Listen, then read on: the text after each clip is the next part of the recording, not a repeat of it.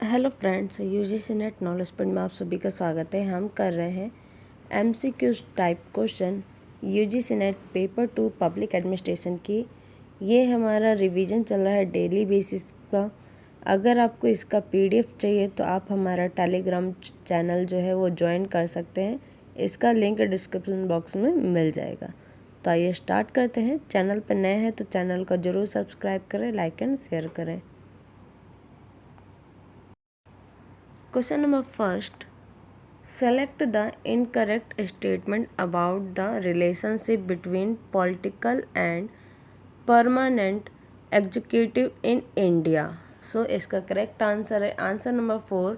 Civil servant is not responsible to convenience political executive in case he thinks a policy being formulated against public interest। Hindi में देख लेते हैं।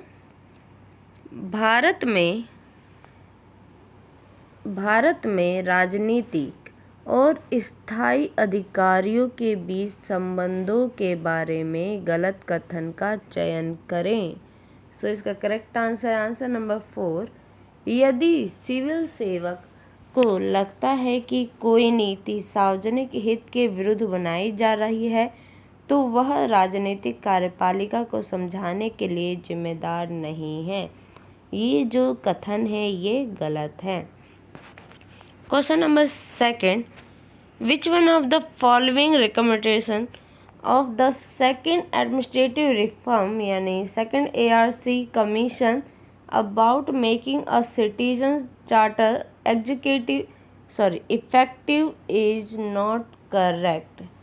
क्या कह रहे हैं? Which of the following recommendation of the second administrative reforms commission about making a citizen charter effective is not correct? कौन सा सही नहीं है? सो इसका correct answer number first. General commitment on the part of an organization should from part of the citizen charter. Question number second. नागरिक charter को प्रभावी बनाने के संबंध में दूसरे प्रशासनिक सुधार आयोग की निम्नलिखित में से कौन सी सिफारिशें सही नहीं है? सो इसका करेक्ट आंसर नंबर फर्स्ट। किसी संगठन की ओर से सामान्य प्रतिबद्धताएं नागरिक चार्टर का हिस्सा होनी चाहिए। Question number third. Which one of the following functions does not form part of the jurisdiction of a district collector? क्या है question number third. Which one of the following functions does not form part of the judicial of a district collector? So इसका correct answer number 4। Disciplinary action including dismissal against the superintendent of police in the district. Question number third. निम्नलिखित में से कौन सा कार्य जिला collector के अधिकार क्षेत्र का हिस्सा नहीं है? सो इसका करेक्ट आंसर नंबर 4। जिले के पुलिस अधीक्षक के खिलाफ बर्खास्ती सहित अनुशासनात्मक कार्यवाही। Question number 4। Which one of the following function is not performed by union public service commission? So इसका करेक्ट आंसर है answer number 4। Determine the term and conditions of service of the staff of the UPSC. Question number 4। निम्नलिखित में से कौन सा कार्य संघ लोक सेवा आयोग द्वारा नहीं किया जाता है? सो इसका करेक्ट आंसर है आंसर नंबर 4। यूपीएससी के कर्मचारियों की सेवाओं के नियम और शर्तें निर्धारित करना। Question number 5। Which one of the following statement about the competition of the NITI Aayog is correct? सो इसका करेक्ट आंसर है answer number 4। It has maximum number of 2 part-time members from the best research universities of organization by rotation। Question number 5, NITI Aayog की संरचना के बारे में निम्नलिखित में से कौन सा कथन सही है? सो इसका करेक्ट आंसर नंबर 4, इसमें रोटेशन के आधार पर सर्वश्रेष्ठ शोध विश्वविद्यालयों या संगठनों से अधिकतम 2 अंशकालीन सदस्य होते हैं। Question number 6, which amendment of the Indian Constitution led to the inclusion of a new Article 21A that made free and compulsory education to all children of 6-14 years of age as a fundamental right? कौन से right में आता है ये?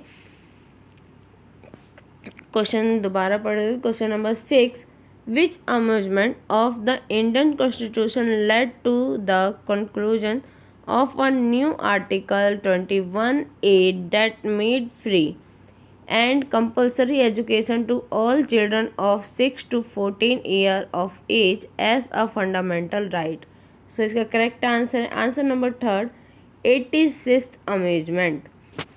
Question number 6, भारतीय संविधान के किस संशोधन में एक नया अनुच्छेद 21A शामिल किया गया है जिसने 6 से 14 वर्ष की आयु के सभी बच्चों के लिए मुफ्त और अनिवार्य शिक्षा को मौलिक अधिकार बना दिया?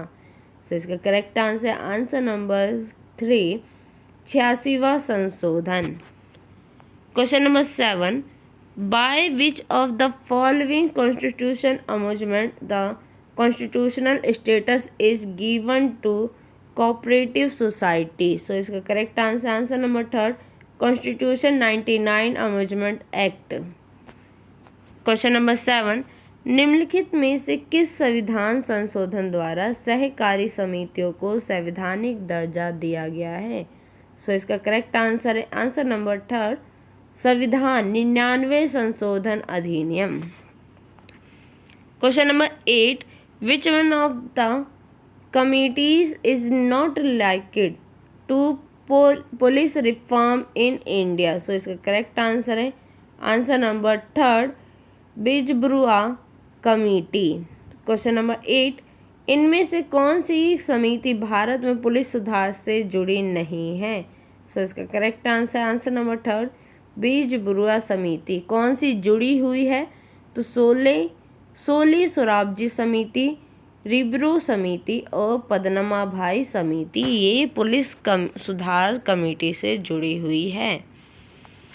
Question number 9, learning about consequence of public policy is known as? तो इसका correct answer number 4, policy evolution. Question number 9, सार्वजनिक नीति के परिणामों के बारे में सीखना कहा जाता है? किसे कहा जाता है? सो इसका करेक्ट आंसर नंबर 4, नीति मूल्यांकन। क्या कह रहे हैं? सार्वजनिक नीति के परिणामों के बारे में सीखना कहा जाता है नीति मूल्यांकन। यानी नीति मूल्यांकन का क्या अर्थ है? सार्वजनिक नीति के परिणामों के बारे में सीखना। Question number 10, which one of the following is correctly matched in term of public policy? Public policy के बारे में कौन सा जो है टर्म वो सही मैच करता है? सो इसका correct answer number 1, Amitai Etzioni mixed scanning. Question number 10, सार्वजनिक नीति के संदर्भ में निम्नलिखित में से कौन सा सही ढंग से मेल खाता है? तो इसका correct answer number 1, Amitai Etzioni मिश्रित scanning. Question number 11, the form of research study aiming to ascertain the salient field problems and improvement variables involved in it is now as? तो इसका correct answer number 3, pilot study. Question number 11, प्रमुख क्षेत्रों की समस्याओं और इसमें शामिल महत्वपूर्ण चर का पता लगाने के उद्देश्य से अनुसंधान अध्ययन के रूप में कहा जाता है? किसे? आंसर नंबर थर्ड पायलट अध्ययन को कहा जाता है।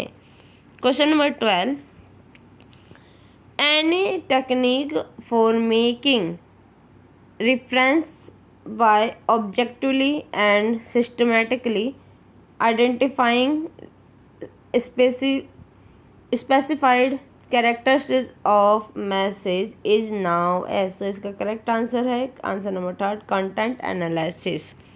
क्वेश्चन नंबर 12, संदेश की निर्दिष्ट विशेषताओं को वस्तुनिष्ठ एवं व्यवस्थित रूप से पहचान कर अनुमान लगाने की किसी भी तकनीक को कहा जाता है, क्या कहा जाता है? सो इसका करेक्ट आंसर नंबर थर्ड सामग्री प्रणाली। Question number 13, which one of the following statements forming a questionnaire is inappropriate. So इसका correct answer number third avoid using word that are common and in everyday use. Question number 13, प्रश्नावली बनाते समय निम्नलिखित में से कौन सा कथन अनुचित है? सो इसका करेक्ट आंसर नंबर थर्ड ऐसे शब्दों के प्रयोग से बचे जो आम है और रोजमर्रा के उपयोग में है। Question number 14, the extent to which discrepancy extends between formal structure and actual modalities between the prospective, prescriptive and descriptive, between impression and real practice is as now। क्या है question 14, the extent to which discrepancy extends between formal structures and actual modalities between the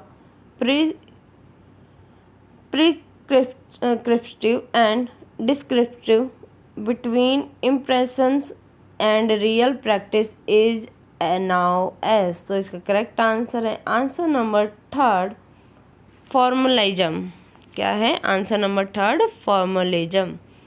question number 14, औपचारिक संरचनाओं और वास्तविक तौर तरीकों के बीच अनुदेशात्मक और वर्णनात्मक के बीच छापों और वास्तविक अभ्यास के बीच किस हद तक विसंगति मौजूद है को कहा जाता है, क्या कहा जाता है? आंसर नंबर थर्ड औपचारिकता कहा जाता है। Question number 15, which one of the following is not correct about the US Congress.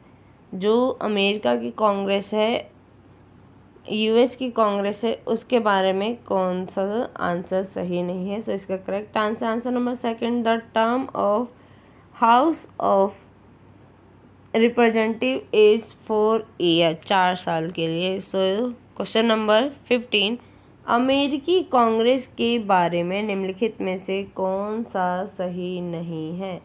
सो इसका करेक्ट आंसर नंबर सेकंड प्रतिनिधि सभा का कार्यकाल 4 वर्ष का होता है। आज के लिए वीडियो इतना ही। वीडियो अच्छी लगे तो लाइक कीजिए, शेयर कीजिए, सब्सक्राइब कीजिए। धन्यवाद।